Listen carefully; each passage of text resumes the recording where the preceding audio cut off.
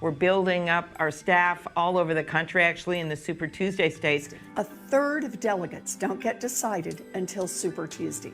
Super Tuesday is coming. With each presidential election comes another round of Super Tuesday primary votes. Super Tuesday is the day when the greatest number of states hold primary elections as part of the selection process for party nominees who will face off in the November general election. It is the single biggest day of voting. There is no national primary for the Democratic Party, or the Republican one for that matter. Super Tuesday comes the closest. Historically, it's fallen in February or March and spans a different grouping of states each time around. The primary voting day political pundits have been talking about for months finally arrived today. In 2020, Super Tuesday falls on March 3rd and will yield about 1/3 of the total delegate allocation. These delegates come from the 14 participating states, including Alabama, Arkansas, California, Colorado, Maine, Massachusetts, Minnesota, North Carolina, Oklahoma, Tennessee, Texas, Utah, Vermont, and Virginia.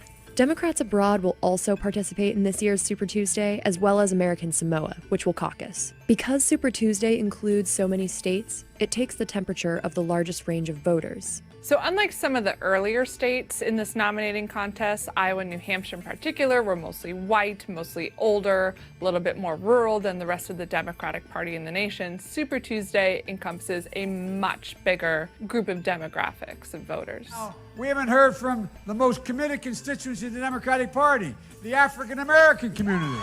Black and white and Latino, Native American, Asian American, we stand together. The 2020 candidates have all approached their Super Tuesday strategy in different ways. Campaigning on Super Tuesday requires an entirely different strategy. You can't spend all your time in the state that is going to vote, and then when they vote, go to the next state. You have to make choices. So in addition to time, money is another resource that becomes really scarce and really important on Super Tuesday.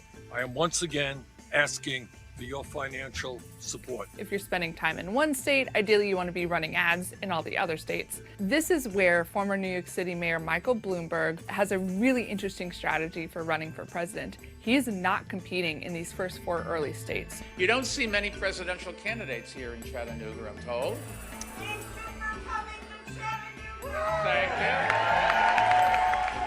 So this is the first time Bloomberg will actually be on the ballot, and it comes after spending hundreds of millions of dollars on ads nationally and particularly in these Super Tuesday states. With the Iowa caucuses and New Hampshire primary yielding mixed results, voters and candidates alike are looking to Super Tuesday to solidify the frontrunners. Super Tuesday will almost certainly narrow the field. It's also possible, though, that what happens on Super Tuesday doesn't provide clarity to the field.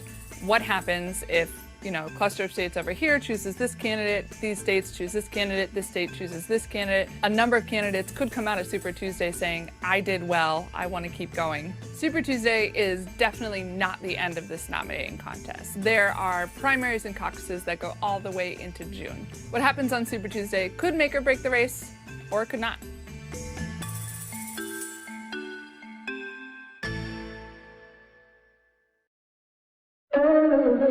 Team, subscribe for more of these type of videos.